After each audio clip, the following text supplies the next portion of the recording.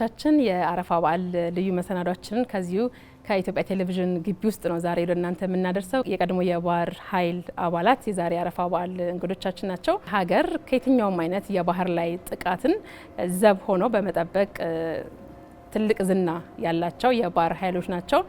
ሀገራችን ኢትዮጵያም እንግዲህ ቀደም ባለው ጊዜ በተለይ ዘመናዊ የሆነውን የባህር ኃይል በማቋቋም 1948 ወደ ኋላ በጣም ረጅም ተጉዘን ነው የምንሄደውና የዛ ባለቤት የነበርን ሀገር ነንና እንግዲህ ከቀድሞ የባህር ኃይል አባላት ጋር የአረፋን በዓል ስናከብር ቅድም እንዳልኩት በጣም በደስታና በኩራት ነው የሚሆነው። እናንተም በያላችሁበት በዓሉን እያከበራችሁ ከኛ ጋር ደግሞ ስለምትሆኑ እንደዚህ በቅድሚያ ከልብ አመሰግናለሁኝ። እንዴት አያችሁት ግቢያችንን? እስቲ በጣም ቆንጆ ነው። ያላሰብኩት ነው እንግዲህ ነው ያገኘሁት በኩሌ በጣም ምክንያቱም መጀመሪያ ገና ስገባ ነው የጠየቅኩት እና ቦታው እንዴት ነው ብዬ ነበር የጠየቅኩት። በጣም ቆንጆ ነው፣ አሪፍ። በተለይ እኔ ፕሮግራም ስሰራ በኩራት በተለይ ግቢ ውስጥ ለመጀመሪያ ጊዜ የመጡ እንግዶችን እንዴት አያችሁት ኢቢሲን ግቢው እንዴት አያችሁት ምን ይመስላል የሚለውን ነገር መጠየቅ ጥሩ ስሜት ይፈጥራል ብዬ አስባለሁ። ወጣቶችስ እንዴት አገኛችሁ? መጥቶ የሚያውቃለ ከዚህ ቀደም ኢቢሲ መጣችሁ? እኔ 4 ጊዜ 5 ጊዜ መጥቻለሁ። አልጠይቅም። እሺ ጌቻ አንተስ? እኔ መጥቼ አላውቅም። እሺ ያው ግቢው ምድረገነት ነው የሚመስለው። በጣም እናመሰግናለን። ወዲያውኑ ፎቶ ተነሳሁ። እኔ ፎቶ በጣም ነው የምወደው። እሺ ዙሪያውን አንዴ ፎቶ ወሰድኩና ደስ ይላል አልኳቸው። በጣም ያምራል። አዎ በጣም ቆንጆ ግቢ ነው ያለን። እንግዲህ ዛሬ ያው የአረፋን በዓል እያከበርን ነው የምንገኘው። እናንተም በጣም አምራችሁን የመጣችሁት። እንደምትመለከቱት ደግሞ ቤታችንም ሙሉ ነው። በእርግጥ በማማር በኩል የባህር ኃይል አይጠይቅም አይደል? ጽድት ነው ሁሌ። እሺ ወደ ጨዋታችን ስንገባ በተለይ ከ30 ምናምን ዓመት በኋላ በጣም ከረጅም ጊዜ በኋላ የባህር ኃይል እንደገና ተቋቋመ ሲባል ከ30ዎቹ በታች ወይ ደግሞ 35 አካባቢ ያለ በእድሜ ያለ ሰው ያን ያህል ብዙም ስሜት ሲሰጠው አልተመለከትንም። በወቅቱ አዲሱ የኢትዮጵያ ባህር ኃይል ሲቋቋም ማለት ነው። ልክ ደግሞ እንደናንተ የቀድሞ ባህር ኃይል የነበረው ውስጡ የኖረ የቀይ ባህርን ውሃ የቀዘፈ የቀመሰ ሰውና እናንተ አካባቢ በእድሜ ያለ ሰው የነበረው ስሜት በጣም ልዩ ነበረ። እናንተም ታዝባችኋል ብዬ አስባለሁ። በእንባ የተራጨ ሰው ነበረ። በቃ ሀገር ወደ ቀደመች ልዕልናዋ ልትመጣ ነው። ትናንትና እንኳን አይደለም የባህር ኃይል ለማቋቋም እኛ ውስጡ ቀድሞ የነበርነውን ሰዎች ያየን የለም ያስታወሰን የለም የሚል ብቻ ስሜቱ እንደዚህ በቃላት የሚገለጽ አልነበረምና እንዴት ነበር ስሜቱ? በአዲስ መልኩ የባህር ኃይላችን ሲቋቋም ምን ተሰማ? ባህር ኃይል መቋቋም ማለት ላይክ በቃ ቀይ ባህርን ያገኘን ነው ያህል ነው የተሰማኝ። ስለዚህ ያ ስሜት ደግሞ መጀመሪያ የነበርኩበት የኖርኩበት ረጅም ዓመት የደከምኩበት ወይም ከጓደኞቼ ጋር አብዛኛው ጓደኞቼ ጋር የደከምንበት ስለነበረ ቀይ ባህርን እንዳገኘን አይነት ነገር ስለተቆጠረ ስላሰብኩት በዛ መልኩም ስለሆነ የምገምተው ይገኛልም ብዬ ሙሉ እምነት ስላለኝ በዛ መልኩ ነው የባህር ኃይል መቋቋም ውስጤ ጥሩ ስሜት ያለው። አዎ በጣም እሺ። ሶስታችሁም ነው የምጠይቃችሁ። እሺ አመሰግናለሁ። አጠቃላይ ባህር ኃይል ተቋቋመ ሲባል ቀድሞ የባህር ኃይል አባል የነበር ባህር ኃይል የሚለው ነገር ጠቅላላ ስሙ ይጠፋል ብለን እናስብ የነበርን ሰዎች በእድር በማህበር እያልን እየተደራጀን ያንን ስም ለማቆየት የተለያየ ትግል ነው ሲደረግ የኖረውና የቀድሞ የኢትዮጵያ ባህር ኃይል አባላትና ቤተሰቦች አንድነት ማህበር የሚለውን ስናቋቁም ከኛ አልፈን ልክ እንደ አባት አርበኞች የኛም ልጆች የባህር ኃይል የሚለውን ስም እያስቀጠሉት ይሄዳሉ የሚል ተስፋ ይዘን ነበር። የባህር ኃይል ተቋቋመ ሲባል እጅግ በጣም የሚያስደስተን ታሪክ የሚጀምረው ከስር ስለሆነ ከኛ ስለሚነሳ ከ1948 የባህር ኃይል ምስረታ ስለሆነ መነሻው ያን ታሪክ ይዞ የሚቀጥል ባህር ኃይል በመሆኑ በቃ ዳግም የመወለድ ያክል እጅግ በጣም ደስተኞች ሆነናል። አዋራ አካባቢ ትገናኛላችሁ አይደል? አሁን ቀድሞ የነበረን ትዝታ ሰብሰብ ብሎ ለመጫወት እንደው ሳትጠግቡት ነውና መጨረሻው የሆነው 1983 እሱም በኋላ በደንብ እናነሳዋለን።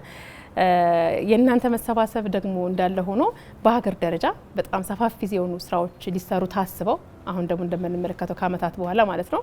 የዛኔ ገና የምስረታውን ዜና ስትሰሙ የነበረው ስሜት እንዴት ነበር? ቢኒ አንተ ጋር? አዎ እጅግ በጣም ደስ የሚል ስሜት ነው። ምክንያቱም ለአንድ ሀገር የግድ ነው የባህር በር እንደሚያስፈልጋት ግልጽ ነው።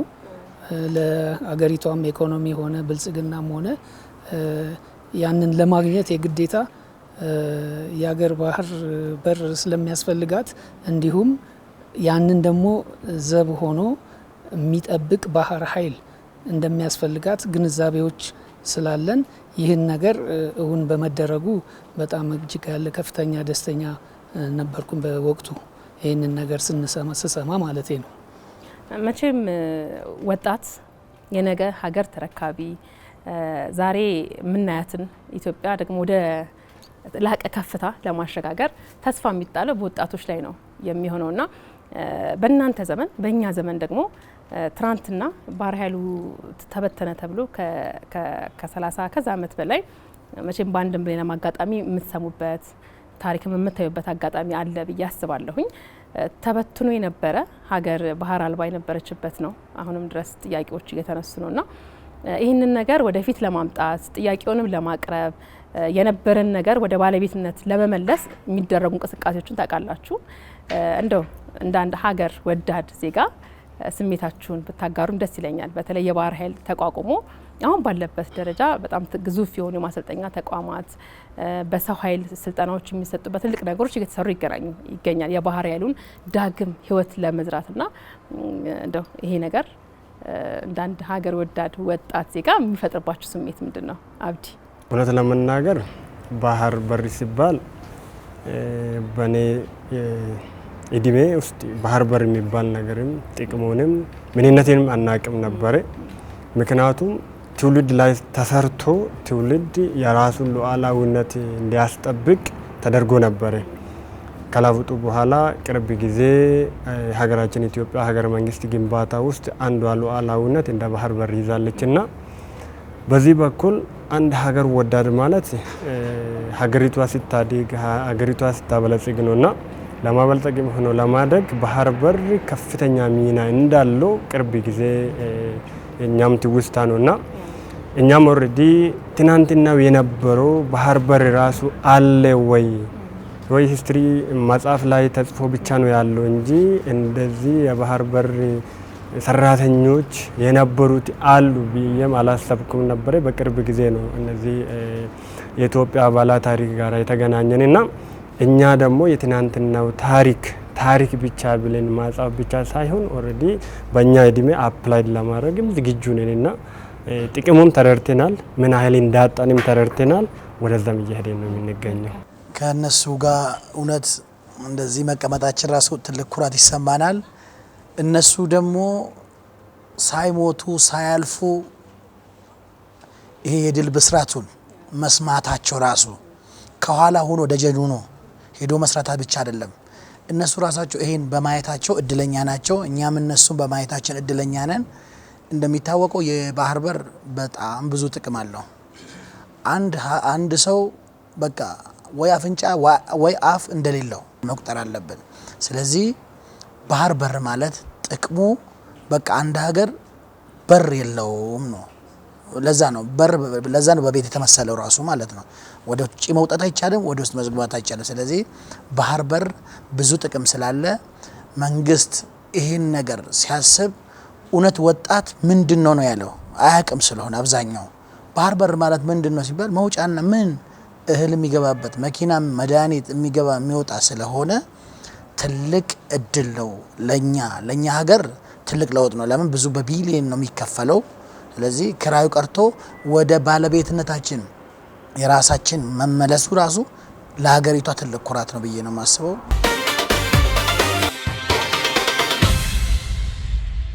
በተለያየ አጋጣሚ በተለይ አሁን የባህር በር ጉዳይ የአዲሱን የባህር ኃይል ማቋቋም ሀሳብ ተደርጎ ከመጣ በኋላ በእርግጠኝነት የእናንተ ስልክ ላይ በጣም ብዙ ሰው ይደውላል አይደለ?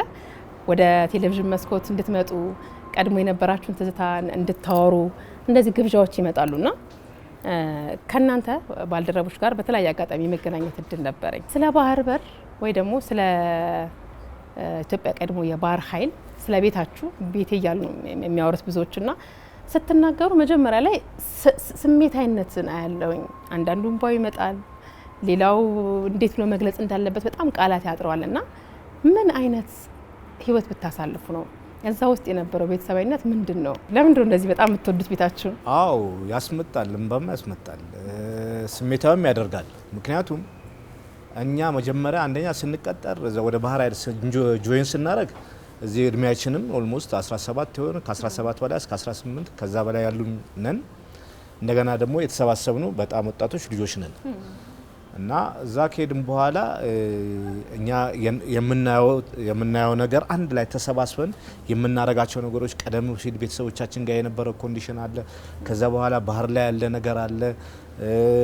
የባህር መርከብ ላይ የምናሳልፋቸው ድብበይ አንድ ነገር ባህር ኃይል ማለት ወይም ደግሞ አንድ መርከበኛ ማለት የባህር ኃይል መርከበኛ ማለት አንድ የብረት እንትን ላይ የብረት መርከብ ላይ በአንድ ላይ ታጥሮ አንድ አልጋ ላይ ማለት አንድ ቤት ውስጥ አልጋ ላይ 5ም 6ም 10ም 20ም ሊሆን ይችላል፣ ከዛም በላይ ሊሆን ይችላል። እንደ መርከቡ መጠን ነው። አንድ ላይ መተኛት፣ እዛው ሽንት ቤት፣ እዛው ምግብ፣ እዛው ሁሉ ነገር ለ15 ቀን ለወር ባህር ላይ መውጣት፣ በእንደዚህ አይነት ኮንዲሽን እንዲህ ተቃቅፎ ያሳለፈ ህይወትን ስትለያየ ደግሞ ምን ያህል ፊል እንደሚያደርግና ምን ያህል ስሜታዊ እንደሚያደርግ ሊገልጹ አልችልም። እና በጣም በጣም በጣም ስሜታዊ ያደርጋልና እኔ ከዛ አንጻር ነው የማየው። በጣም ህይወቱ አሁን ሳስታውሰው አሁን ላይ ሆኜ እኔ ሲቪሎኛ አሁን ሳየው ያ ነገር ሳስታውሰው ሁሉ ጊዜ ፊል ያደርገኛል። ሳወራም በጣም ነው ለቤተሰቦቼ ወላ ሳወራ እነሱ ራሳቸው በስሜታዊነት ሲያዳምጡኝ ግራ ገብቷቸው ነው የሚያዳምጡኝና ከዛ አንጻር ነው የማየው ማለት ነው። እንዴት ነበር እንግዲህ 250 ወይ 200 ምናምን ሰው ነው አንድ መርከብ ላይ አጠቃላይ በቁጥር በጣም ብዙ ናችሁ፣ ግን በጣም ቤተሰብ በጣም ተጠጋግታችሁ የምትኖሩ ሁሉ ነገራችሁን የምትተዋወቁ ናችሁና ደግሞ የበለጠ የእናንተ ለየት ያደርጋል ብዬ የማስበው በጣም ለጋ በሚባል የእድሜ ክልል ውስጥ ነው እዛ የምትገቡትና ሁሉም ነገር የሚጀምረው እዛ ነው። ህይወት የሚባለውን ነገር የምታዩት እዛ ነውና ጉልላት ቅድም ስለ ገርል ፍሬንድ ስለ መጠጥ መቅመስ እንደዚሁ ሳነሳሳ ሳቀ ቀድሙና እስቲ ምንድነው ያሳቀ? ያው ስንገባ ጠቅላላ እድሜያችን ገና ልጆች ነን። ከ17 ዓመት ጀምሮ እዛ 18 19 ውስጥ ነው። በዛ እድሜ ላይ ደግሞ ምንም ነገር አይተን የምንሄደው አይነት ነገር የለም። የመጀመሪያው የፍቅራችን ዋና መነሻ ሊሆን የሚችለው ከትምህርት ቤት ከገባን በኋላ አዲስ ህይወት ነው የምንጀምረው። አዲስ ህይወት ሲቪል ከነበርንበት ወጣት ከነበርንበት ወደ ውትድርና መቀየሩ በራሱ አንድ ህይወት ነው።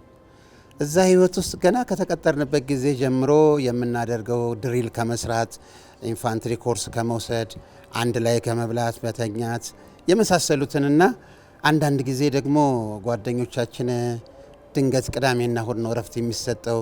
ቅዳሜ ወይም እሁድ ድንገት የቀረሰው እንኳን ቢኖር በአጋጣሚ የዛን ጊዜ አስቆጣሪው አልጋ ይቆጠራልና መጨረሻ ላይ ያንን ለመሸወድ የሚደረገው ነገር ኪትባግ የሚባል ነገር ለልብስ መያዣ የሚሰጠን ረጅም ነገር አለ።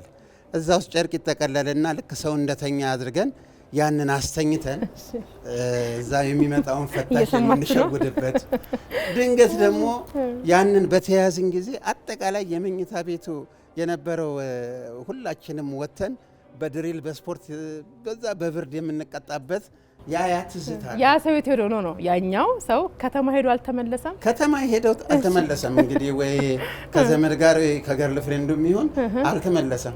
የዛን ሰው የከቨር ለማድረግ አልጋው ላይ መኝታው ላይ ኪትባግ እንሞላና ጨርቅ እናስተኛለን። በዛ በ4 ሰዓት ላይ አልጋ ቆጠራ ይደረጋል። ያ ቆጣሪ ሲመጣ አሁን ቼክ ሲያደርግ ከተጠራጠረ ሊገልጥ ይችላል፣ እንቅልፍ የሚወሰደው ቢኖር። ያኛው ኪትባግ ካለፈ ያለፈበት ጊዜ ላይ ያልፋል። ያም በሌሊት በጠዋት አጥር ዘሎም ቢሆን ይገባል። አጋጣሚ እኔ ኢንቴክ የሰለጠነው ዊንጌት ነበረና የሰለጠነው እዚሁ አዲስ አበባ ስለነበር በዛ ሊገባ ይችላል። ካልሆነ ደግሞ ድንገት ያ ኪትባግ ከተገኘ ጠቅላላ ያደረገው ሰው ማን ነው ሲባል እኔ ነኝ የሚል ወይ ከሌ ነው የሚል የለም። አንድነት አለ። ሚስጥር አይወጣም። ሚስጥር አይወጣም። ትልቁ ነገር አንዱ ሚስጥር መጠበቅ ነው። ያ ትዝታ። የትኛው ቅጣቱ ምንድነው? በድል ማለት በስፖርት እንቀጣለን። ስፖርት ነው እና ህይወታችን ምንድነው? አንድ መርከብ ላይ ስንኖር አንድ ቤተሰብ ማለት ነው። ያ ቤተሰብ ደግሞ ይዋደዳል፣ ይፋቀራል፣ ጸብ የለ፣ ንግግር የለ። ሁል ጊዜ አንተ ትብስ ተባብለን ተዋደን ይኖር ነው። ያ ፍቅር ነው። አሁን ብዙውን ጊዜ እድገታችን ያደግንበትና ህይወታችንን ትልቅ ያደረግንበት ቤታችን መሰረታችን ስለሆነ ብዙም ትምህርት ተምረናል። ከመጀመሪያው ሹካና ማንኪያ ካያያዝ ጀምሮ ነው ትምህርቱ። ሹካና ማንኪያ ከመያዝ ጀምሮ ሌላ የሙያ ትምህርቶች ደግሞ የተለያየ ሙያ ነው ያለው። አንድ መርከብ ላይ ስንንቀሳቀስ ወደ 7 አይነት ሙያ አለ። ይሄ 7ቱ ሙያ አንድ ላይ ተጣምሮ ነው አንድ መርከብ የሚያንቀሳቅሰው እና ሁሉም በየሙያው ነው የሚሰራው። መጨረሻ ላይ ስንጫወት በጋራ ነው፣ ስንበላ በየማዕረጋችን በየደረጃችን ነው እና ትልቅ መከባበር፣ መፋቀር፣ መዋደድ ስለነበረ ያ ነው።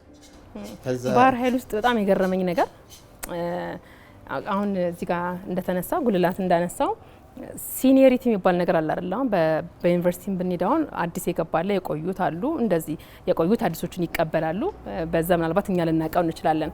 እና ባህር ኃይል ውስጥ ሲኒየር የሆነ ሰው በጣም ነው የሚከበረው፣ እጅግ በጣም እንደውም ምን ሲሉ ሰምቻለሁ እኛ ሳንገባ ቀድሞ የተተከለ ዛፍ እንኳን ካለ ለዛ ዛፍ በጣም ትልቅ ክብር እንሰጣለን የሚል ነገር ሲናገሩ ሰምቻለሁና እንደው እርስ በርስ የነበራችሁ መከባበር በእድሜ ሊሆን ይችላል፣ ቀድሞ በመግባት ሊሆን ይችላል፣ አሁን ላለ ነው ለወጣቱም አጠቃላይ ለማህበራዊ ህይወት በራሱ ትልቅ መሰረት ሊሆን ስለሚችል ውስጥ ላይ የነበራችሁ የመከባበር ባህላችሁ ብናየው ደስ ይለኛል። እንደው ግልጽ ነው የመከባበሩ ሁኔታ በባህር ኃይል ቤት በጣም እጅግ በጣም ከፍተኛ ነው። ምክንያቱም እኔ ከኔ በፊት የተቀጠረ ነው፣ እሱ ከሱ በፊት ማን በኋላ የተቀጠረ ነው፣ እኔ ደግሞ ከነሱ በኋላ የተቀጠርኩ ነኝ ማለት 1978 ዓመተ ምህረት የኢትዮጵያ ባህር ኃይል በራሱ ሴክተር ማለት ስፖርት በሚለው ይወዳደርበት የነበረው በዛን ወቅት ደግሞ በ1978 ዓመተ ምህረት ራሱ ይዘጋጅ ነበር፣ ዝግጅት ነበረው ማለት ያኔ የጦር ኃይሎች በዓል አለ፣ የስፖርት በዓል አለ፣ ፌስቲቫል አለ። በዛ ውድድር ላይ ራሱ ስፖርቱን ለማጠናከር ከየሴክተሩ ማለት ከባህር ኃይል ከምጽዋ፣ ከአስመራ፣ ከአሰብ ምናምን የተውጣጡ ስፖርተኞች ጠቅላላ መጥተው የት ነው አዲስ አበባ ነው የሚከማቹት። አዲስ አበባ 5 ኪሎ ማስተናገጃ፣ እዛ መኝታ አለ። እዛ ላይ በጠቅላላ ሁሉም ተከባብሮ በቅጥሩ በሲኒየሪቲ ነው የሚለያየው። እኔ እንደውም በአጋጣሚ አንድ ጊዜ አዲስ ገብቼ እንትን ተብያለሁ ማለት ምግብ ላይ ሜንስ ቤት ምግብ ላይ ስንቀመጥ የአቀማመጣችን ሁኔታ እንደ ማንኛውም የሲቪል አቀማመጥ አይደለም። በሲኒየር ነው። ሲማኑ ለሲማን ይቀመጣል፣ ሊዲንግ ሲማኑ ለብቻው፣ ፒቲ ኦፊሰሩ ለብቻው ነው የሚቀመጠው። አንድ ቀን እኔ እንደ ቀልድ ዝም ብዬ ዘው ብዬ ገብቻለሁ። ምን ውስጥ ፒቲ ኦፊሰር ውስጥ አስመጋቢው አስነጥሎ ነው ያስወጣኝ። ምን ታረጋለህ? ምንድነው ምን ታረጋለህ? ይሄ አንተ ቦታ አይደለም ሚድ ቦታ ተብያለሁ።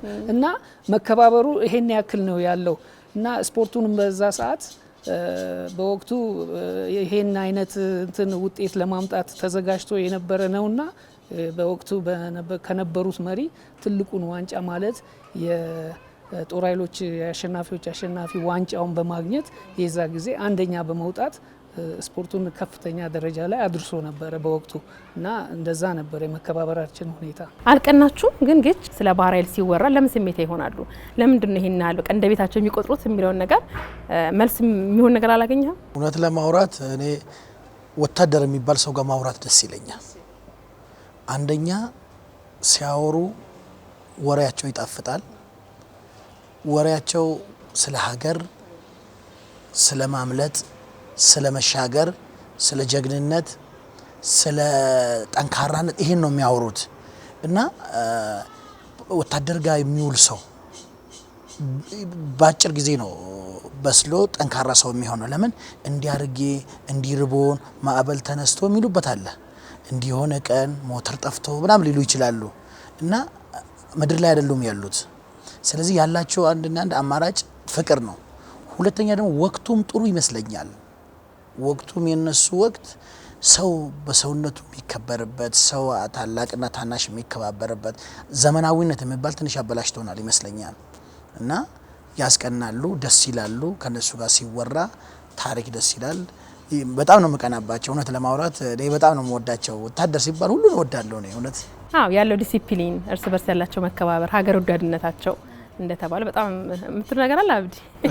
እኛም አለን ኦልሬዲ እኛም ስንመራ አለን። እሺ ኢትዮጵያ ለረጅም አመት ሶሻል ካፒታል ነበራት፣ ግን በእኛ እድሜ ትንሽ ቲክቶክ ነው እየፈተነ ያለን እንጂ እኛም እቺ ሶሻል ነገር በትምህርት ጊዜ አለን። መደባበቅ ነገሮችንም ትንሽም ቢሆን አዛልፈናል። በአሁኑ ግን ትንሽ ከቲክቶክ ጋር ወጣ ገባ ውስጥ ነን። እርዱን። እሱም ለበጎ ዓላማ መጠቀም ይቻላል እንዴ? አይ ሁሉም ሰው ሲቀመጥ እሺ ይሄ ማህበራዊ ሚዲያ ማህበራዊ የሚባለው ህይወት ቤተሰብ ይጠፋል። ራሱ ሲሰበሰብ ስልኩን ይዞ ነው ልክ ነህ። የሚገረግሩና ያቺ ነገር ነች እንጂ የፈተነች አለን እኛ ነው መዋደዱ አለ አብነቱ አለ። ግን አሁን ላይ ያለው የማህበራዊ ሚዲያ አጠቃቀም ሊለያየን አስቧል። በነገራችን ላይ እሺ። ለሀሳብ መሰጥሽ በጣም ትልቁ የዲሲፕሊን ከሚለው አንጻር እኔ ባህር ኃይል ውስጥ በቆዩበት ጊዜ የቀድሞ ባህር ኃይል ውስጥ የዲሲፕሊን ከሚለው አንጻር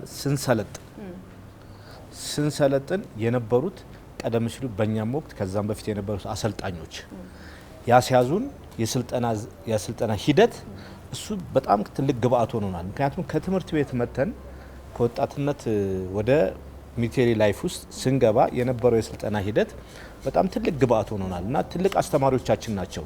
እስካሁን ደስ ላለው ህይወታችን አሁንም ስቲል ነው ላለው ህይወታችን ያኛው እነሱ የሰጡን ግብአት ነው አሁን ላይ ያለው ህይወታችን ራሱ ጥቅም ላይ የዋለው ማለት ይቻላል እና ባህር ኃይል ውስጥም መርከብ ላይ ስንሰራ በነበረው ሂደታችን ያን ሁሉ አብረን እንድንኖር ዲሲፕሊን እንድንሆን እና ቀደም ሲል በምን አይነት ላይፍ ውስጥ የባህር ኃይሉ ላይፉ ምን አይነት እንደሆነ እያስተማሩን ስላለፍን እነሱ በጣም ትልቅ አሰልጣኞቻችንና ትልቅ አስተማሪዎቻችን ብዬ ነው የማስበው እና ከዛ በኋላ ለዛ ኢቭን እኔ አሁን ወደ ሲቪል ላይፍ ከገባ በኋላ ራሱ እያንዳንዷ የቤት ውስጥ ኮንዲሽኔ ወይም ደግሞ ያኗኗር ዘይቤ ራሱ ከዛ አንጻር ቢሆን ደስ ይለኛል። እንደዛ ማድረግ ነው የምወደው እና ከዛ አንጻር የነበሩ አስተማሪዎቻችን ትልቅ ግብአት ሰጥተውናል ማለት ይቻላል። ተመልካቾቻችን የዛሬውን የአረፋ በዓል እንግዲህ ከቀድሞ የባህር ኃይል አባላት ጋር ነው እያደረግን የምንገኘው።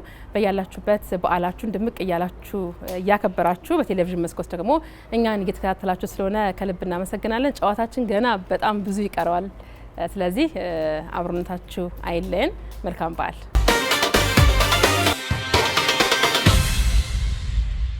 ቤተሰቦቻችን አብራችሁን ስላላችሁ በጣም ነው ደስ የሚለን። የአረፋን በዓል እንግዲህ ከቀድሞ የባህር ኃይል አባላት ጋር ቆንጆ በሆነ መልኩ እያሳለፍን ነው የምንገኘው። እስካሁን ስንጨዋወት ነበር። ምንም ወደ አፋችን የሚያደረግነው ነገር የለም። እንደምታዩት ግን የቡና ስርዓቱ የቀረበው ባህላዊ ምግብና መጠጥ በጣም ነው የሚያጓጓው። ዳቦ ቢቆረስ የሚል ሀሳብ አለኝ። ምን ትላላችሁ? ስለዚህ በቃ ዳቦአችንን እየቆረስን ሀሳብ እንለዋወጣለን ማለት ነው። እሺ፣ በጣም ነው የምናመሰግነው። እንዴት እንደምታምር ያንቺ ራሱ በጣም ይሄ ባህላዊ ልብስ ይቀመጥ። እሺ እንግዲህ በቀድሞ ባህር ኃይል ስምና በአጠቃላይ በሙስሊሙ ማህበረሰብ ስም እንኳን ለኢድ አል አድሃ በዓል በሰላም አደረሳችሁ እላለሁ። በተረፈ ለሁላችንም ሰላም ጤና ይሁንልን። አገራችን ሰላም ትሁን፣ ህዝባችንም ሰላም ይሁን። ለሁላችንም ሰላም እንመኛለን፣ ለሀገራችንም ሰላም እንመኛለን። ነገ ተነገ ወዲያ የሚመጣውን ሰላም ለሁላችንም እንመኛለን። አሁንም የተቋቋመው ባህር ኃይል በሰላም በጤና ቦታውን ይዞ እንዲገኝ ምኞታችን ነው። እናመሰግናለን።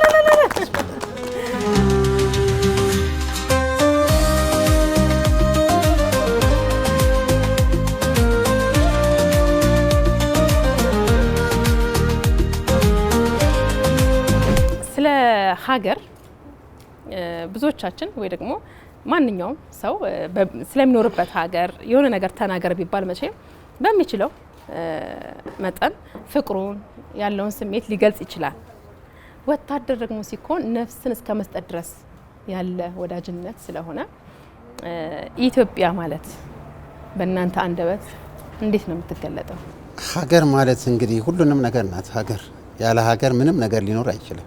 ሀዘንም፣ ደስታም፣ መውለድም፣ ማደግም ሁሉ ነገር የሚኖረው ሀገር ነው። ሀገር ከሌለ ሰው መኖር አይችልም ማለት ነው፣ ወይንም የሌላ ተገዢ ይሆናል ማለት ነው። ሀገር ነጻ ሀገር መኖር ማለት ትርጉሙ እጅግ በጣም ሰፊ ነው፣ ጥልቅ ነው። እኔ ደግሞ መገልጸው ሀገር ማለት እናት ማለት ነው። ምክንያቱም እኔ ከእናት ማህፀን አይደል የወጣሁት፣ ከሀገር ማህፀን ውስጥ የወጣን ሰዎች ስለሆንን በአጠቃላይ እናት ብዬ ነው እንደ እናት ነው እንቆጥራት። ስለዚህ እናት እንደማለት ነው። ሀገር ብዬ ነው ማስበው፣ በእናት ነው መሰየማት። እውነት ለማናገር ለማግለጽም ይከብደኛል። ሀገር ከምንም ጋራ መነጻጸር ማንችሉ ነገር ነው። ምክንያቱም ሀገር ስትኖር ህይወት ትኖራለች። ሀገር ሲኖር ነገውን እናት ራሱ ሀገር ላይ ነው የምትኖረው። የአንተ እናት የምትወደው እናትም ሀገር ላይ ስለምትኖር ሀገሪቷን ከምንም ጋራ መነጻጸርም ልናወዳድር የማንችለው ነገር ላይ ነን። ሀገር በእናት ነው የምትመሰለው። ያው በተለምዶም እናት ሀገሬ ነው የሚባለው። አዎ። እና ሰው ውጭ ሀገር ሄዶ መኖር ይችላል፣ ግን እንደ እናት ሀገር ሆኖ መኖር አይችልም። ስለዚህ የእናት ድቃላና የሀገር ባዳ የለችም። ብዙውን ጊዜ ባንዳ የሚባልበት ምክንያት ሰው ሀገርን እንደ እናቱንና ሀገሩን የካደ ሰው እንደ ባንዳ ነው የሚቆጠረው። ስለሆነ እናት በቃ ሰው ሌላ ሀገርን መኖር እየቻለ እንደ ኢትዮጵያ እንደ ተወለደበት ሀገር ግን ልትሆን አትችልም። አሜሪካ ቢኖር መታወቂያውን ቢኖረው እንደ ኢትዮጵያ ሀገሩ ግን ሊሆንለት አይችልም። ለዛ ነው እናት ሀገሬ የሚባለው።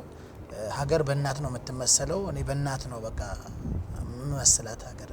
እንደው ወደ ምጽዋ የምትሄዱበትን ጊዜ ባስታውሳችሁ በጣም ደስ ይለኛል።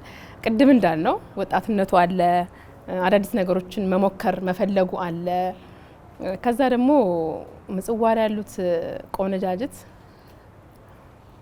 አይደል?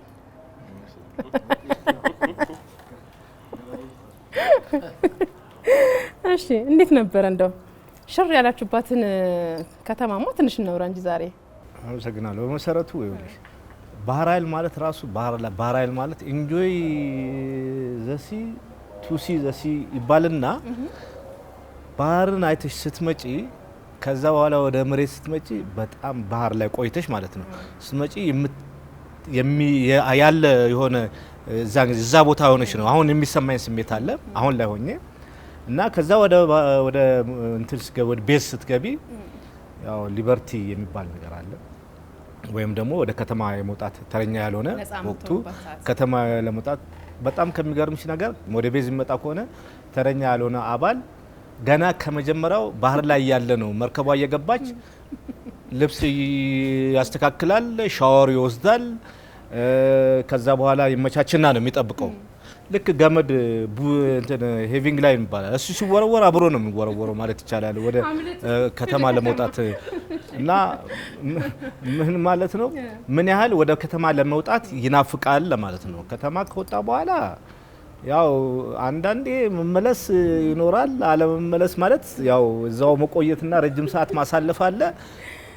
ህይወት ነው እንግዲህ ወጣትነት ስለሆነ ያው የተወሰነ ነገሮችን እስከምሰክኝ ድረስ በዛ መልኩ ነው የምታሳልፍ። በተለይ ጦር መርከብ ኢትዮጵያ ጠቅላላ አፍሪካን የሚዞሩበት ወቅት ነበረና ብዙ ዓለም ያያሉ። እሺ ያን ሰዓት የሚባለው ምን ነበረ? ጆይን ዘ ኔቪ ቱ ሲ ዘ ወርልድ ነበረ። እኛ ከገባን በኋላ ግን ጆይን ዘ ኔቪ ቱ ሲ ዘ ሲ ነው። ለምን ቀየራችሁት? ወርልድ የለም አይዞ ያ ነገር አልነበረም በእኛ ሰዓት። በየትኛውም የዞርንበት ስለማትወጡ ከሀገር ማለት ነው። እና እንግዲህ ባህር ኃይሉ ያለው አስመራ አለ፣ አዲስ አበባ ሄድ ኳርተር አለው፣ አሰብና ምጽዋ ነው። የበለጠ ደግሞ ብዙ መርከበኛም ያለው ምጽዋ ነው። እና የምጽዋው እንዴት ነው የከተማው አወጣጥ ሁኔታ?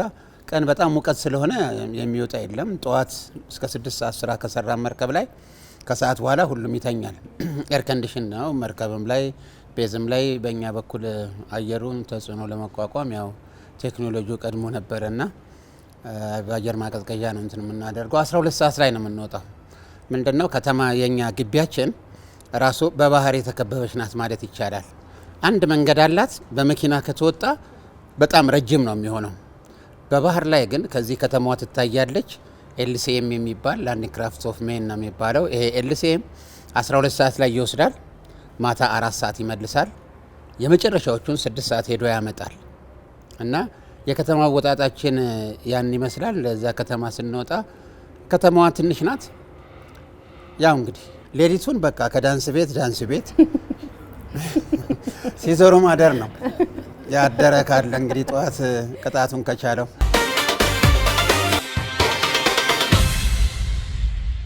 የባህር ኃይል አባላትን መንገድ ላይ ሲታዩ በዛ ሰዓት በጣም ነው የሚያምሩት ይላሉ። በቃ ጽድት ነው ሁሌ ጫማቸው ተወልውሎ ያንጸባርቃል። ስለዚህ ንጽህና በጣም መሰረታዊ ነገር ነው በወታደር ቤት፣ በተለይ ደግሞ በባህር ኃይል ውስጥ ማለት ነውና ልብስ ራሱ ተጣጥፎ የሚቀመጥባት የራሱ የሆነች ፕሮቶኮል አለችና አሁን ላይ ወደ ኑሯችሁ አመጣችሁት ወይስ አስቸግሯቸዋል ወይስ ጠቅሟቸዋል? ትንሽ ብናወራበት ደስ ይለኛል። እቺ ነገር ላይ ፒዮ ጀማል ባለፈው ከቤተሰብ ጋር ሲጋጭ ይችላል። እሺ እዛ ላይ ማብራሪያ ቢሰጡ። ሻወር ሲወጣ ከጋንጎይ ሲወርድ ከመርከቧ መውረጃ አለ ጋንጎ የሚባለው። ከዛ ሲወርድ ወደ መሬት በነጭ ማረብ ቼክ ይደረጋል። ምን ያህል ንጹህ ነው ሻወር ወስደ በኋላ ማለት ነው። እያንዳንዱ ሰው መተኛቱ ይረጋገጣል። ፕላስ ደግሞ ጫማ በምን መልኩ ነው የተቀመጠው? አውልቆ ከተኛ በኋላ ጫማ በምን መልኩ ነው የተቀመጠው? ልብሱ በምን መልኩ ነው የተቀመጠው? ጫማው ተወልውሏል ወይ? ጠዋት ሲነሳ አልጋው ፕሮፐርሊ መነጠፍ አለበት። አልጋው ተወጥሮ ካልተነጠፈ ሳንቲም ሲወረወር መንጠር አለበት። አዎ ከዛ ደረጃ ነው።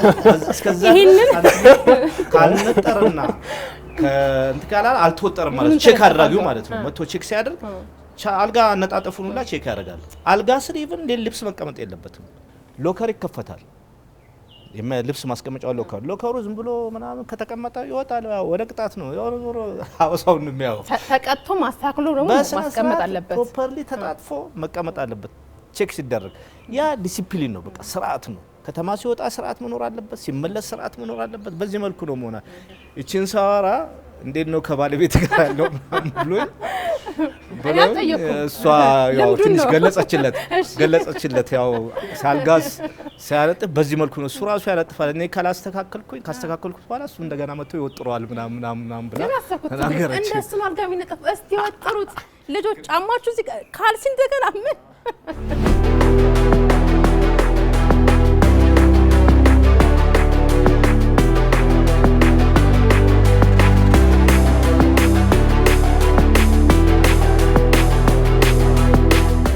ባህላዊ ምግቡ ይሄኛው ጭኮ እንደሆነ አውቃለሁ። ይሄኛውስ ቆሪ ይባላል። እሺ ቆሪ እስቲ እንቅመሰው። በጣም ነው የሚጣፍጠው። እስቲ በእውነት አይረብሽም። ገብስ ነው ገብስ። ጭኮ እንኳን ቀምሼ አውቃለሁ። እኔ ከቢሮ አይጠፋም። ኧረ ቢሮ እመጣለሁ።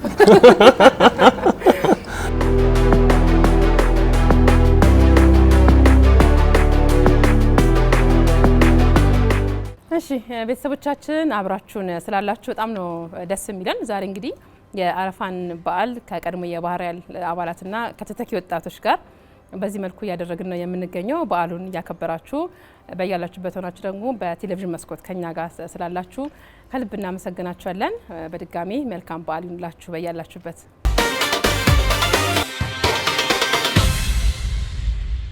እንግዲህ ስለ ቀድሞ የባህር ኃይል ስናነሳ በተለይ እናንተ ውስጥ የነበራችሁትን ስሜት የሚነካ ምናልባትም ወደ ኋላ መለስ ስትሉ ነገሩን ባላወቃችሁበት ሁኔታ ነበረ 83 ላይ በድንገት ውጡ የተባለው የባህር ኃይል የሚባለው ነገር እስከ መጨረሻው አሁን ተንቀሳቀሰ እስካንበት ጊዜ ድረስ ደብዛ ሆኖ የጠፋውና አንደኛም ጠይቃችሁ በዛ ሰዓት የት ነበራችሁ? ይሄ ነገር ሲባል ከካምፕ ውጡ ሲባል የነበረው ደግሞ አጠቃላይ ስሜት ምን ይመስል ነበረ? 16-17 የሚባል ፍሪጌት የምትባል መርከብ ትልቅ መርከብ ላይ ነበርኩ። ባህር ኃይሉ ካሉት መርከቦች አንዱ ትልቁ መርከብ ነው። ምጽዋ ነበርን። ከምጽዋ 82 ላይ በነበረው ጦርነት ወደ ዳህላክ ገባን። ከዳህላክ በኋላ በነበረው ሁኔታ ያው አሰብ ለግዳጅ ተላክን። አሰብ ላይ ቆይተን እዛ ግዳጅ ላይ ያለን ነው ያው ከነበረው ሁኔታ የመጨረሻው ሂደት ላይ ወደ ስደት ወጣን ማለት ነው። ማለትም ወደ የመን መርከቧን ይዘን ገባን። መርከቡን 16 ሌሎችም መርከቦች ተከትለው የመን ነው የገቡት። የመን ከገባን በኋላ ያው ከሌሎች እኛ መርከቡ ላይ የነበሩት ኦልሞስት ወደ 95 አባላት ነበርን። ሁሉም ወደ የመን ነው የገቡት። ከየመን በኋላ ያው እዛ በቆይታ ውስጥ ስደት ገባን። ኦልሞስት መርከቧ ላይ የተወሰነ ጊዜ ነው የቆየ ነው። ከዛ በኋላ ወደ ስደት ነው የሄድነው። ግን በዚህ መሀል ግን ብዙ የተከፈለ መስዋዕትነት አለ። እኔም በነበርኩባት መርከብ ላይም ሆነ ሌሎች መርከቦች ላይ በተለያዩ ምክንያቶች የተከፈለ መስዋዕትነት አለ። ያወጣናቸውም አባላቶች አሉ እና ያ በጣም የሚያሳዝን ነበረ በወቅቱ። ምክንያታዊ በሆነ ሁኔታ ልናጣቸውም በማንችልም ነበረ፣ በማንችልበት ሁኔታም ነበረ። ያው ግድ ስለነበረም እንደዚህ አይነት ነገሮች ጦርነት ነው። ጦርነት ውስጥ ደግሞ ያለ ነገር ነው፣ የሚጠፋ ነገር ነው። ሁላችንም የህይወት መስዋዕትነት ለመክፈል ነው እዛ ቦታ ላይ የተገኘነው። ስለዚህ ያው ከማዘን ውጪ ሌላ የምናደርገው ነገር አልነበረም። እኛም ያው ወደ የመን ገባን፣ በአጋጣሚ ተረፍን። ያው ስደት ጀመርን ማለት ነው። ኦልሞስት እኔ እዛ የመን ውስጥ ወደ 3 አመት አካባቢ ቆይቻለሁ። ከ3 አመት በኋላ ነው ወደ አገር ቤት የተመለስኩት። የመጨረሻው ሰዓት ላይ እኔ ዳህላክ ነው የነበር ነው። አነሳሳችንም መጨረሻ ላይ አሰብ ደህና ስለነበረ ወደ አሰብ ነበረ ጉዞ የጀመር ነው። ቀኑን ሙሉ ስንጓዝ መጨረሻ ላይ ወደ 12 ሰዓት ላይ አሰብም ጥሩ እንዳልሆነ ሰማን። ሌሊቱን ስንጓዝ አደርን። መጨረሻ ላይ ነው ከአሰብ የሄዱት በርከት ያሉ የሰራዊቱ አባሎችም ስለነበሩ ሌላ ቦታ ፍለጋ ተመልሰን ወደ ሳውዲ ነው የገባ ነው እና ያን ጊዜ እንግዲህ የአገር መፍረስ ነው። አገር ሲፈርስ ምን ስሜት አለው የሚለው እኔ ቃላት የለውም ስሜቱን ለመግለጽ። የመጨረሻ እንግዲህ የአገር መፍረስ የሚሰጠው ስሜት ከፍተኛ ነው፣ አሳዛኝም ነው። በእንደዛ አይነት ሁኔታ ያ ነገር መፈጸሙ ምን ማድረግ ይቻላል እና በጣም አሳዛኝ ነው። አጠቃላይ ስሜቱ ቃላት የለውም የሚገለጽበት። በዚህ ሂደት ውስጥ እንግዲህ መርከቦች ተበትነው ቀርተዋል። ውድ የሆነው የሰው ልጅ ህይወት በጣም አልባሌ በሆነ መልኩ ተንጠባጥቧል በየመንገዱ። ከዛ ደግሞ ምንም አይነት መረጃ በሌለበት ሁኔታ ነበር ይሄ ነገር የተፈጸመው። እንደው አጠቃላይ ያንን ጊዜ ስታስብ ምንድነው የሚሰማብኝ? እንደ ማንኛውም የባህር ኃይል መጫም ከፍተኛ የሆነ ውስጣዊ ስሜት ነው የሚሰማሽ። ምክንያቱም እንደዛ በፍቅር ተይዞ እንደዛ አንድ ሆኖ ምክንያቱም ባህር ኃይል ለሀገሪቷም አይከን የነበረ ስለሆነ በዛን ወቅት በተደረገ የውስጥ ደባ ወይም ሴራ ሊሆን ይችላል እና አለምንም ምክንያት ባህር ኃይል አያስፈልግም ተብሎ ሲበተን ከፍተኛ ሀዘን ነው የሚሰማው ለማንኛውም ሰው ቢሆን እንኳን እዛ ውስጥ ላለ ሰው ሆኖ ቀርቶ ለማንኛውም ለሚያውቀው እንዲህ በመንገድ ላይ ለሚያየው በጣም ነው የሚያሳዝነው እና ያው በውስጤ በጣም ከፍተኛ ሀዘን ነው የተሰማኝ የዛን ወቅት።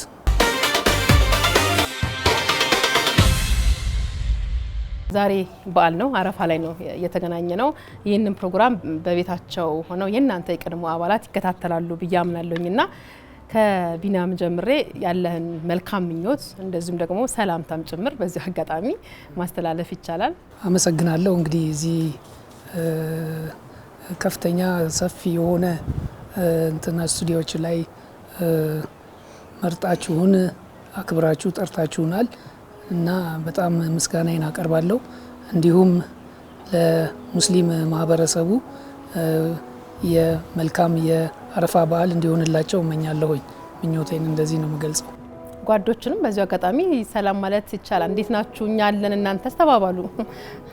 እሺ፣ አጠቃላይ ለሙስሊም ማህበረሰቡ እንኳን ለዚህ በዓል አደረሳችሁ ነው የምንለው። እኛም ይሄንን በዓል ምክንያት በማድረግ ከወንድማችን ጀማል ጋራ አብረን እዚህ ተገኝተን የበዓሉ ተካፋይ በመሆናችን በጣም ደስ ይለናል። የኢትዮጵያ ቴሌቪዥንም ጀማልንም አጠቃላይ እዚህ ያላችሁትን በሙሉ ሁሉንም በጣም እናመሰግናለን። መልካም በዓል። በጣም በሚገርም ነገር ቀድሞ ባህር ኃይል አባላት ከዛ ቦታ ላይ ከምጽዋ ከአሰብ ከዛ አካባቢ ከባህር ያን ቅድም አብዴ የጠቀሰውን የባህር ክልል ሲለቅና ሲወጣ ምንም አይደለም፣ ስለ አለፉት ወይም ደግሞ ስለ ጠፉት ህይወት አይደለም የነበረው ስሜት። አብዛኛው ትልቁ ስሜት ያንን አካባቢ ያንን የሀገርን ክልል በደሙ ባጥንቱ ሲያስከብር የነበረን ቦታ ለቀን ዝም ብሎ እንደ ቀልድ እንደ ዋዛ መለቀቁና የሌላ አካል ወይም ሌላ አካባቢ ሆኖ የሌላ የባህር በር ሆኖ መሆኑ በጣም ትልቅ ቁጭት ነበረ የቀድሞ ባህር ኃይል አባላት በሙሉ ላይ። የባህር ኃይል አባላቱ ብቻ ሳይሆን ሲቪሉም ህዝብ ጭምር፣ የኢትዮጵያ ሲቪል ህዝብ ጭምር እንደውም አንድ ልገልጸው የምፈልገው ምንድነው አሁን ከመጣም በኋላ ስቲል ነው ስለ ባህር ክልሉ ወይም ደግሞ ስለ አሰብ ስለ ምጽዋ ምናምን ሲወራ አንዳንድ ጊዜ እናንተ ለቃችሁት መታችሁ ምናምን ትታችሁ መታ እንደዚህ ነው የምንባለው። ኢቭን እኛ ላይም የተወሰነ ያው እንትኑ ይመጣ ኢምፓክቱ ይመጣ እና በጣም ፊል ያደረገና አሁን ላይ ይህ ነገር ተሰሚነት አግኝቶ ወይም ደግሞ አሁን ያለው ባህር ኃይልም ሆነ በመንግስት ደረጃ ይሄ ነገር ታይቶ የቀይ ባህር ግድ ነው 130 ሚሊዮን ህዝብ የባህር በር ማግኘት አለበት መተንፈሻ ማግኘት አለበት ተብሎ የተከደበት ሂደት ርቀት ለመንግስትም አሁን ለሚቋቋመው ባህር ኃይል በገለጽን መልኩ ዲስፕሊኑ አክብሮ ያው በዛ መልኩ የቀይ ባህርን እንደሚያስገኝ እርግጠኛ ሆኜ እየተናገርኩኝ ለመላው የሙስሊም ማህበረሰብና ለኢትዮጵያ ህዝብ እንኳን ለኢድ አል-አድሃ በዓል በሰላም አደረሳችሁ እላለሁ። ለጠቅላላ ለቀድሞ ባህር ኃይል ጓደኞቼም እንኳን ለኢድ አል-አድሃ በዓል አደረሳችሁ እላለሁ። ለሁላችሁም ለኢትዮጵያ ቴሌቪዥን አባላት እንደዚሁ እንኳን ለኢድ አል-አድሃ በዓል አደረሳችሁ እላለሁ። አመሰግናለሁ። መልካም።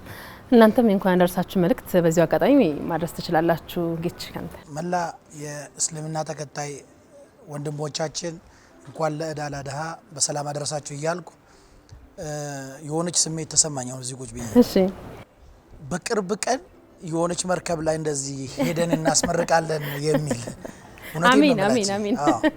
በቃ በቅርብ ቀን እዚች ቦታ ላይ እንዳወራ ነው እዛ ላይ ቁጭ ብለን ያው አውርተን ነበር ብቻ ሳይሆን በቃ ቆጭቶን ነበረ ቁጭታችን ገልጸናል ብለን የሚል ቀን ያድርሰን። እናንተ ደግሞ ክፉ አይንካችሁ፣ ያን ነገር ሳታዩ ሄዳችሁ ሪቫኑን ቆርጣችሁ ሳታስጀምሩ እዚህ ቁጭ ብላችሁ ሳትመሩ እድሜያችሁን ያርዝም፣ እግዚአብሔር ይጠብቃችሁ። ከእናንተ ጋር ተቀምጠን እንደዚህ በማውራታችን ትልቅ ኩራት፣ ትልቅ ደስታ ይሰማናል። አመሰግናለሁ። መላ የእስልምና ሃይማኖት ተከታዮች ወንድሞቻችን እንኳን ኢድ አል-አድሃ ወይ አረፋ በዓል እንኳን አደረሳችሁ። ኢድ ሙባረክ ማለት ፈልጋለሁ። በመቀጠል ኢድ አል-አድሃ ወይ ደግሞ አረፋ የመስዋዕትነት ስናስታውስ በመስዋዕትነት ነቢያና ኢብራሂምን እያስታወስን እንደምናከብር ይታወቃልና ኢትዮጵያ በቁጭት ሰርታ የላብ ጠብታ የደም ጠብታ ተደምሮ ይሄ የተስፋ ልምላሜ ያየንበት ጊዜ ነው። እኛም ይሄ በዓሉን ስናከብር ይሄ ተስፋ ልምላሜ እያየን የኢትዮጵያ ከፍታ እያየን በሰላም በልማት እንድንሰራ በዚሁን እንትንም ማሳለፍ ይፈልጋለሁ። መልካም በዓል፣ ኢድ ሙባረክ።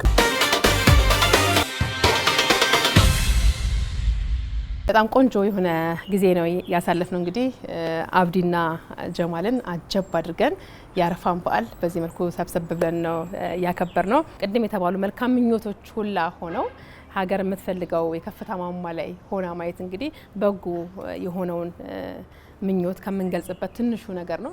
የብዙዎቻችን ፍላጎትም ምኞትም ነው ብዬ አስባለሁ። በያላችሁበት ሆናችሁ እንግዲህ ከፕሮግራማችን ጋር አብራችሁን ስለነበራችሁ ከልብ እናመሰግናለን። የአረፋን በዓል በዓለም ዙሪያ ሆናችሁ ያከበራችሁ በቴሌቪዥንና በሌሎች አማራጮቻችን ከኛ ጋር ስለነበራችሁ በድጋሚ ከልብ እናመሰግናችኋለን። መልካም የአረፋ በዓል ይሁንላችሁ።